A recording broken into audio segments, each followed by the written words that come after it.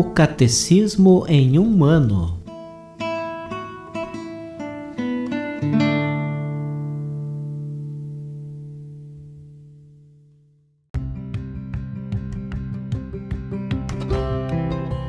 Olá, eu sou Antônio, seminarista da Diocese de Ponta Grossa, no Paraná.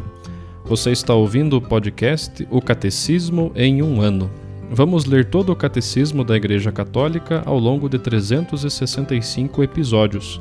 Estamos utilizando a tradução em português apresentada pela CNBB em 2013, baseada na edição típica em latim. Baixe o plano de leitura por meio de um link que você encontra na página do Instagram, @o Catecismo em um ano, ou na descrição deste podcast.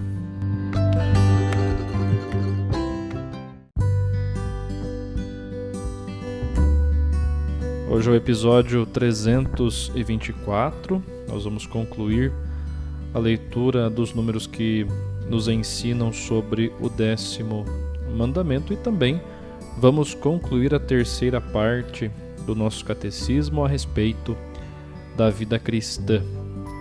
Então, dos números 2548 a 2557.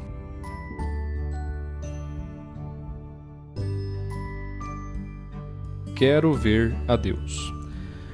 O desejo da felicidade verdadeira liberta o homem do apego imoderado aos bens deste mundo, felicidade que se realizará na visão e na bem-aventurança de Deus. A promessa de ver a Deus ultrapassa todas as bem-aventuranças. Na Escritura, ver é possuir. Aquele que vê a Deus obteve todos os bens que podemos imaginar. Ao povo santo de Deus resta lutar com a graça do alto para alcançar os bens que Deus promete. Para possuir e contemplar a Deus, os fiéis de Cristo mortificam sua concupiscência e superam, com a graça de Deus, as seduções do gozo e do poder. Por esse caminho da perfeição, o Espírito e a esposa chamam aquele que os ouve à comunhão perfeita com Deus. Aí haverá a verdadeira glória. Ninguém será então louvado por engano ou bajulação. As verdadeiras honras não serão recusadas àqueles que as merecem, nem concedidas aos indignos. Aliás, nenhum indigno terá tal pretensão, pois só quem é digno será admitido. Aí reinará a verdadeira paz, onde ninguém será sujeito à oposição, nem de si mesmo, nem dos outros. Da virtude, o próprio Deus será a recompensa. Ele que deu a virtude e se prometeu a si mesmo como a recompensa, além da qual não pode existir nada melhor nem maior. Serei vosso Deus e vós sereis meu povo. A promessa que está no capítulo 26 do Levítico, versículo 12.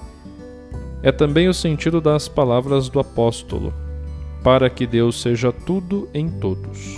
Na primeira carta aos Coríntios, capítulo 15, 28. Ele mesmo será a meta de nossos desejos, aquele que contemplaremos sem fim, amaremos sem saciedade, louvaremos sem cansaço. Esse dom, essa afeição, essa ocupação serão certamente comuns a todos, como a própria vida eterna. Isso está em Santo Agostinho, na sua obra A Cidade de Deus. Os próximos números, então, são aquele resuminho do nosso catecismo. Sempre que concluímos uma parte, ele nos dá aquele resumo de fixação. Então, resumindo: onde estiver o teu tesouro, aí estará também o teu coração. O 10º mandamento proíbe a ambição desregrada nascida da paixão imoderada das riquezas e de seu poder. A inveja é a tristeza sentida diante do bem de outrem e o desejo imoderado de se apropriar dele. É um vício capital. O batizado combate a inveja pela benevolência, pela humildade e pelo abandono nas mãos da providência divina. Os fiéis de Cristo crucificaram a carne com suas paixões e seus desejos. São conduzidos pelo Espírito e seguem desígnios dele. O desapego das riquezas é necessário para entrar no reino dos céus. Bem-aventurados os pobres de coração. Eis o verdadeiro desejo do homem: quero ver a Deus. A sede de Deus é saciada pela água da vida eterna.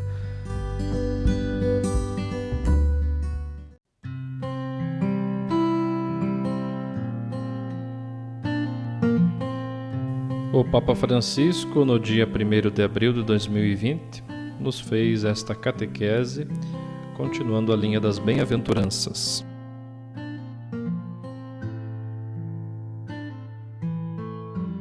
Hoje lemos juntos a 6ª bem-aventurança, que promete a visão de Deus e tem como condição a pureza do coração.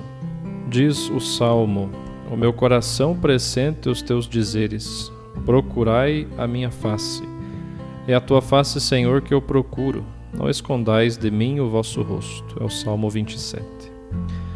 Esta linguagem manifesta a sede de uma relação pessoal com Deus, não mecânica, nem um pouco nebulosa, não, mas pessoal, que até o livro de Jó expressa como sinal de um relacionamento sincero. Diz assim o livro de Jó: os meus ouvidos tinham ouvido falar de ti, mas agora viram-te os meus próprios olhos. É o capítulo 42. E muitas vezes eu penso que este é o caminho da vida, do nosso relacionamento com Deus. Conhecemos a Deus pelo ouvir dizer, mas com a nossa experiência vamos em frente, e no final conhecê-lo-emos diretamente se formos fiéis. E esta é a maturidade do Espírito. Como se chega a esta intimidade, a conhecer Deus com os olhos? Pode-se pensar nos discípulos de Emaús, por exemplo, que têm o Senhor Jesus ao seu lado, os seus olhos, porém, estavam impedidos de reconhecê-lo.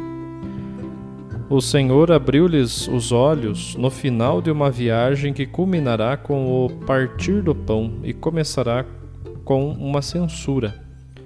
Ó homens sem inteligência e lentos de espírito em crer em tudo quanto os profetas anunciaram. Esta é a reprovação do início. Eis a origem de sua cegueira. O seu coração sem inteligência e lento, e quando o coração é insensato e lento, não se veem as coisas.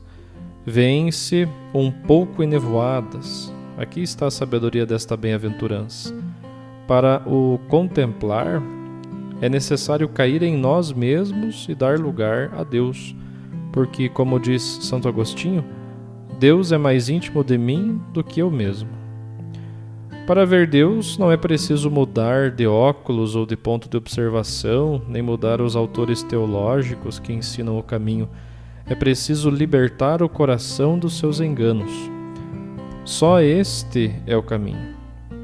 Esta é uma maturação decisiva, quando percebemos que o nosso pior inimigo está muitas vezes escondido no nosso coração.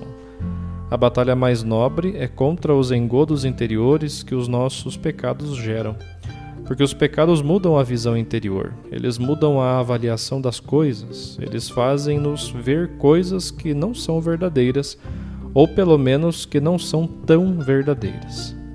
Por conseguinte, é importante entender o que é pureza do coração. Para o fazer é preciso lembrar que, para a Bíblia, o coração não consiste apenas em sentimentos, mas é o lugar mais íntimo do ser humano, o espaço interior onde uma pessoa é ela mesma, isto de acordo com a mentalidade bíblica. O próprio Evangelho de Mateus diz: se a luz que está em ti for trevas, quão grandes serão essas trevas? Esta luz é o olhar do coração, a perspectiva, a síntese, o ponto a partir do qual se lê a realidade. Mas o que significa coração puro? Puro de coração, ou puro de coração, vive na presença do Senhor, conservando no coração o que é digno da relação com Ele. Só assim possui uma vida unificada, não tortuosa, mas simples. Assim, o coração purificado é o resultado de um processo de libertação e renúncia. O puro de coração não nasce assim, experimentou uma simplificação interior, aprendendo a negar o mal em si mesmo, algo que na Bíblia se chama circuncisão do coração. Esta purificação interior implica o reconhecimento daquela parte do coração que está sob influência do mal. Sabe, padre, sinto-me assim, penso assim, vejo assim, isto é mal. Reconhecer a parte má, a parte que está enevoada pelo mal, para aprender a arte de se deixar sempre ensinar e guiar pelo Espírito Santo. O percurso do coração doente, do coração pecador, do coração que não pode ver bem as coisas, porque está em pecado, até a plenitude da luz do coração é obra do Espírito Santo. É Ele quem nos guia por este caminho. Eis que por este caminho do coração chegamos a ver Deus. Nesta visão beatífica, há uma dimensão futura, escatológica, como em todas as bem-aventuranças. É a alegria do reino de Deus para onde vamos. Mas há também a outra dimensão. Ver Deus significa compreender o desígnio da providência naquilo que nos acontece, reconhecer a sua presença nos sacramentos, a sua presença nos nossos irmãos, especialmente nos pobres e nos que sofrem, e reconhecê-lo onde ele se manifesta. Esta bem-aventurança é um pouco fruto das anteriores. Se ouvimos a sede do bem que habita em nós e temos consciência de que vivemos da misericórdia, começa um caminho de libertação que dura a vida inteira e nos conduz ao céu. É uma obra séria, uma obra que o Espírito Santo faz, se lhe dermos espaço para que o faça, se estivermos abertos à ação do Espírito Santo. Por isso podemos dizer que é uma obra de Deus em nós, nas provas e purificações da vida, e esta obra de Deus e do Espírito Santo conduz a uma grande alegria, a uma paz verdadeira. Não tenhamos medo, abramos as portas do nosso coração ao Espírito Santo, para que ele nos purifique e nos conduza por este caminho rumo à alegria plena.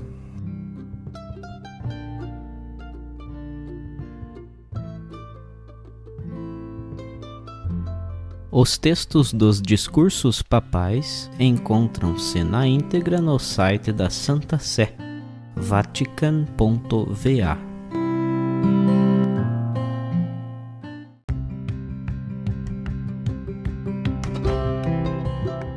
Você acaba de ouvir mais um episódio do podcast O Catecismo em um Ano. Continue nesse bom propósito de aprofundar o conhecimento e a vivência da fé católica e procure participar da sua comunidade. Rezemos por todos que estão fazendo esse caminho de leitura do Catecismo. Até amanhã!